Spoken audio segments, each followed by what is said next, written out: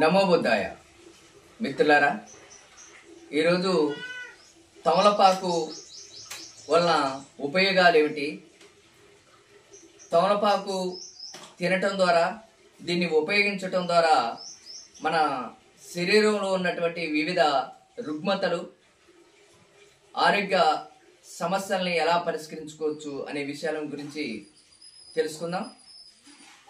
మనం రోజువారీ తినేటువంటి ఆహారంలో జీర్ణాశయంలో అనేక సమస్యలు అప్పుడప్పుడు ఎదురవుతుంటాయి. గ్యాసు, అల్సరు, కడుపు ఉబ్బరం ఇలాంటి సమస్యలతోని ఇబ్బంది పడుతున్నప్పుడు ఈ తమలపాకుల్ని మెత్తగా నవిలి ఈ రసాన్ని మింగినట్టయితే మనకి గ్యాసు, అల్సరు, ఎసిడిటీ ప్రాబ్లమ్స్ లేకుండా పోతాయి. అలాగనే ఒక్కోసారి కొందరికి ఆకలి కాకుండా ఉండేటువంటి సమస్యలు కూడా ఏర్పడతాయి.